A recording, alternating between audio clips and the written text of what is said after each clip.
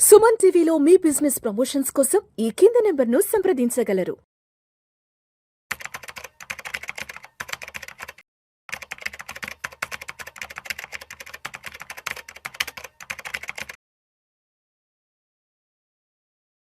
నమస్తే, welcome to Vishnu talks. నేను విష్ణు. ప్రస్తుతం నాతో పాటు క్యూపీఎఫ్పి క్వాలిఫైడ్ పర్సన్ ఫినాన్స్ ప్రొఫెషనల్ చారి గారు ఉన్నారు. చారి గారితో మాట్లాడదాం. సార్, చారి గారు నమస్తే. సార్ నమస్తే అండి. Welcome back to Vishnu talks. Thank you. So Chari garu, మీరు ఈ మ్యూచువల్ ఫండ్ ఇండస్ట్రీలో, ఈ ఇన్వెస్ట్మెంట్ ఇండస్ట్రీలో ఒక డెకేడ్ నుంచి ఉన్నారు. ఆల్మోస్ట్ ఒక డెకేడ్ కూడా క్రాస్ అయిపోయిందేమో కదా. ఒక 12-13 ఏళ్ళ నుంచి ఉన్నారు.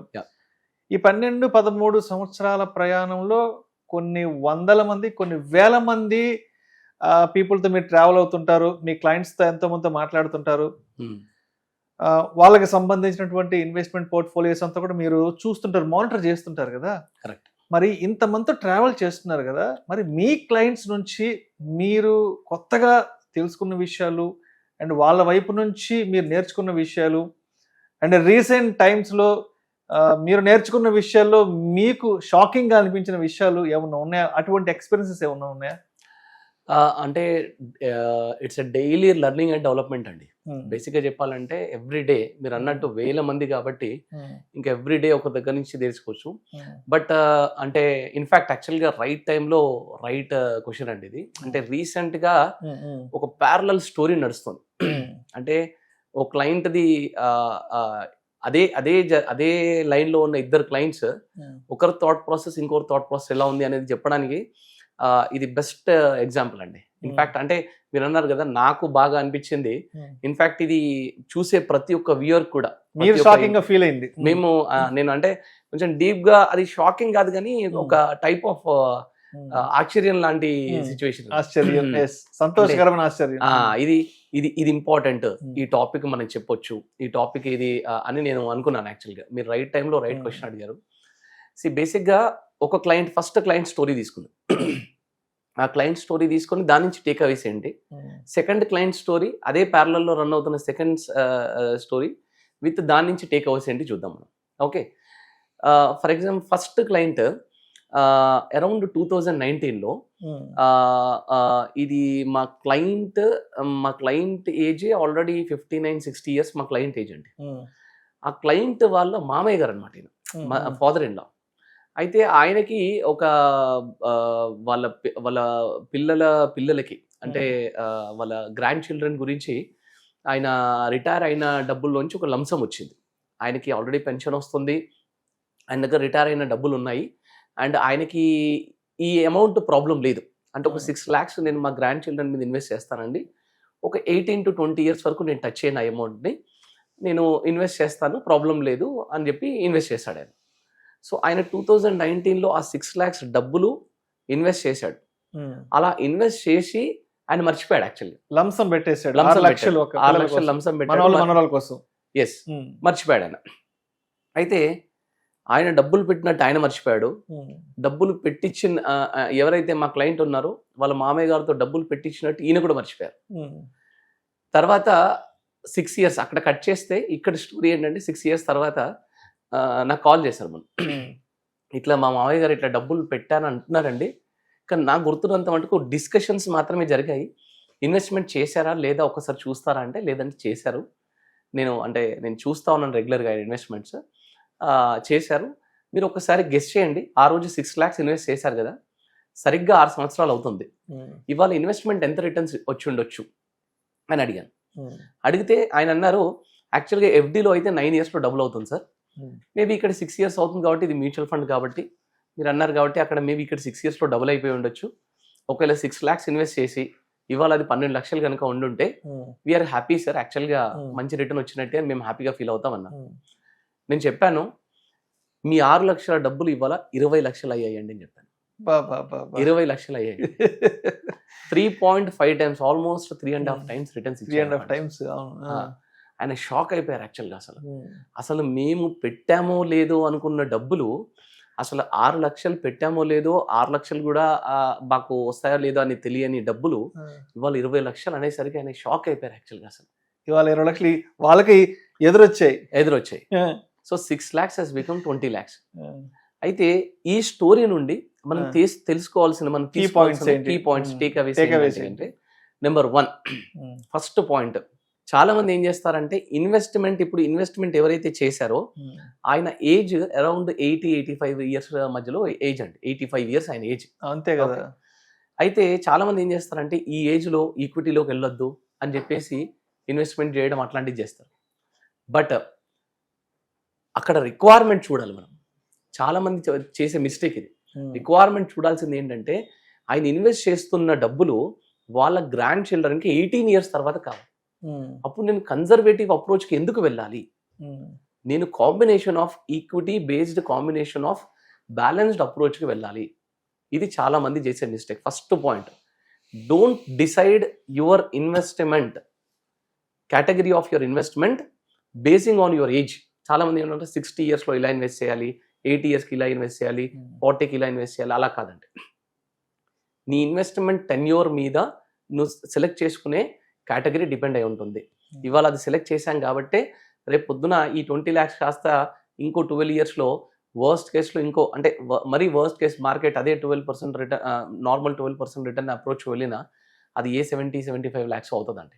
It's a good amount for his grand children, right? So inflation based return రావాలి అంటే మన టెన్యూర్ని బట్టి ప్రోడక్ట్ సెలెక్ట్ చేసుకోవాలి ఒకటి. రెండో పాయింట్ ఏంటి, ఈ ప్రోడక్ట్ రికమెండ్ చేసేటప్పుడు జనరల్గా మన ఎక్స్పెన్స్ రేషియో గురించి ఒక చిన్న డిస్కషన్ వచ్చినప్పుడు ఆ రోజు ఎక్కువ ఎక్స్పెన్స్ రేషియో ఉన్న ఫండ్ రికమెండ్ చేస్తున్నాము అంటే నేను అన్నాను తక్కువ ఎక్స్పెన్స్ రేషియోతో ఉన్న ఫండ్ ఒకటి చెప్పండి అన్నాను. ఆ రోజు ఫండమెంటల్గా రైట్ ఉన్న ఫండ్ సెలెక్ట్ చేసుకోవాలి, కానీ దాని ఎక్స్పెన్స్ రేషియో ఎక్కువ ఉందా తక్కువ ఉందా అసలు చూడకూడదండి. అసలు ఫండ్ సెలెక్షన్ ప్రాసెస్లో expense ratio is the least bothered thing అండి. ఫండమెంటల్గా ఫండ్ స్ట్రాంగ్ ఉంది అంటే ఎక్స్పెన్స్ రేషియోని పక్కన పెట్టేసి మనం ఇన్వెస్ట్ చేయాలి. లాంగ్ టర్మ్లో డెఫినెట్గా మంచి రిటర్న్స్ వస్తాయి అందులో. ఆల్రెడీ సెబీ మనకు క్యాపింగ్ పెట్టేసిందండి, 2.75 2.85 కంటే ఎక్కువ తీసుకోదని క్యాపింగ్ పెట్టేసింది మ్యూచువల్ ఫండ్లో. మళ్ళీ నేను ఎక్స్పెన్స్ రేషియో చూసుకుంటూ కూర్చుంటే నాకు గ్రోత్ అనేది ఉండదు. ఓకే. అండ్ మూడో పాయింట్, నేను ఇన్వెస్ట్మెంట్ నేను సెలెక్ట్ చేసుకునేటప్పుడు ఇక్కడ ఈ క్వశ్చన్ మాత్రం చాలా ఇంపార్టెంట్ అండి. నేను ఇన్వెస్ట్ చేసే పర్సన్ రైట్ ఉండి నేను ఇన్వెస్ట్ చేసిన అప్రోచ్ రైట్ ఉంటే కనుక నేను దాన్ని మర్చిపోవడమే చాలా బెటర్. ఇవాళ ఆయన ఆ 6 years మర్చిపోయాడు కాబట్టి ఆ 3.5 times రిటర్న్స్ వచ్చిందండి. So these are the key takeaways from this particular thing. ఇదే స్టోరీ పక్కన ఇంకో ప్యారలల్ స్టోరీ నడుస్తుంది. ఏంటి, సేమ్ ఒక క్లయింట్ ఇన్వెస్ట్ చేశాడు, ఆయన ఏజ్ వచ్చేసి 35 years. ఆయన ఇన్వెస్ట్మెంట్ చేసిన పర్పస్ ఏంటంటే వాళ్ళ చిల్డ్రన్ ఒక 6 years తర్వాత రెగ్యులర్గా SWP కావాలి వాళ్ళకి, అంటే ఇంకొక 12 years SWP కావాలి. ఇన్వెస్ట్ చేసిందేమో 6 years, SWP కావాల్సింది 12 years. మొత్తం ఈయనకు కూడా కావాల్సింది ఏంటి, 18 years. ఆయనకి 18 years కావాలి, ఈయనకి 18 years కావాలి. సో ఈయన లంసమ్ ఇన్వెస్ట్ చేశాడు, SIP కూడా ఇన్వెస్ట్ చేసుకుంటూ వస్తున్నాడు. ఓకే. సరిగ్గా 1.5 year తర్వాత ఇవాళ నేను మ్యూచువల్ ఫండ్స్ నుంచి మొత్తం మనీ విత్డ్రా చేస్తానండి అని చెప్పి కాల్ చేశాడు. ఏంటి స్టోరీ అంటే కనుక ఆయనకి లాస్ట్ 1.5 yearలో మ్యూచువల్ ఫండ్ సరిగా రిటర్న్స్ ఇవ్వట్లేదు. లాస్ట్ 1.5 years నుంచి నేను ఎప్పుడు చూసినా మధ్యలో ఒకసారి పెరుగుతుంది, మధ్యలో ఒకసారి డౌన్ అవుతుంది. నాకు టెన్షన్ వచ్చేస్తుందండి, మా పిల్లల భవిష్యత్తు ఏంటి అని చెప్పేసి నాకు టెన్షన్ వచ్చేస్తుంది. నేను మ్యూచువల్ ఫండ్స్ తీసేస్తాను. ఇదే టైంలో నాకు గోల్డ్ కానీ సిల్వర్ కానీ లేదంటే ఇంకో ఈవెన్ బ్యాంక్ FDలో పెట్టుకుని నాకు ఎక్కువ రిటర్న్స్ వస్తున్నాయి, ఈ టైంలో నాకు ఈ రిటర్న్స్ రావట్లేదు, నేను తీసేస్తాను అన్నాడు. సో ఈ స్టోరీ పక్కన ఈ స్టోరీ జరిగేటప్పుడు నాకు చాలా విచిత్రం అనిపించింది. అంటే ఒకటే లైన్లో నడుస్తున్న, ఒకటే రోడ్లో నడుస్తున్న ఒక క్లయింట్కి మంచి రిటర్న్స్ వర్కౌట్ అయ్యి ఇంకో క్లయింట్కి మంచి రిటర్న్స్ ఎందుకు వర్కౌట్ లేదంటే యాక్చువల్గా ప్రాబ్లము ప్రోడక్ట్లో లేదు, ప్రాబ్లం అనేది వీళ్ళ మైండ్ సెట్లో ఉంది. ఓకే. ఇక్కడ చూడండి, ఈ పాయింట్ నుంచి మనం తీసుకోవాల్సిన టేక్అవేస్ ఏంటంటే నెంబర్ 1, ఫస్ట్ పాయింట్ అన్నిటికంటే ముందు నువ్వు అసలు ఇన్వెస్ట్మెంట్ చేసిన పర్పస్ ఏంటి? నువ్వు ఇన్వెస్ట్మెంట్ చేసిన పర్పస్ ఏంటి? నెక్స్ట్ 18 years వరకు నాకు ఇన్ని ఇయర్స్లో రిటర్న్స్ వర్కౌట్ అవ్వాలి, ఆ తర్వాత నాకు SWP వర్కౌట్ అవ్వాలి. ఇది నీ పర్పస్ ఆఫ్ ఇన్వెస్ట్మెంట్.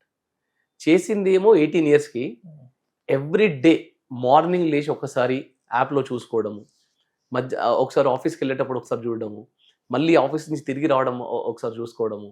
సో ఇలాగా డేలో ఆల్మోస్ట్ ఒక 3 to 4 times నువ్వు యాప్ ఓపెన్ చేసి చూసుకుంటే నీ ఇన్వెస్ట్మెంట్ ఏమో 18 years ఉంటుంది, నువ్వు డైలీ యాప్ చూసుకుంటూ కూర్చుంటే అది ఎక్కడ పెరుగుతుంది?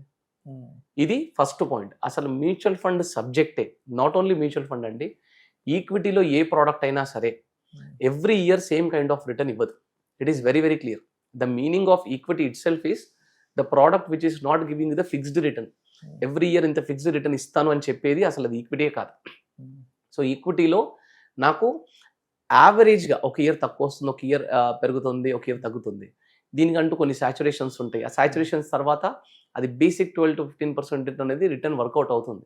సో ఇది లాంగ్ రన్లో, ఈ లాంగ్ రన్ జర్నీలో చూడాలి మనం. సో ఈయన చేసిన ఫస్ట్ మిస్టేక్ ఏంటి అంటే కనుక డైలీ యాప్ చూడడం అనేది. ఓకే, సెకండ్ పాయింట్ ఏంటంటే గోల్ బేస్డ్ ప్లానింగ్ చేసుకొని గోల్ని ఫాలో అవ్వట్లేదు ఒకటి. అండ్ రెండవ పాయింట్ ఏంటంటే product comparisons. So product comparisons గురించి నేను సపరేట్ వీడియో చేస్తానండి. సో ప్రోడక్ట్ కంపారిజన్ గురించి నేను ఎక్స్ప్లెయిన్ చేశాను.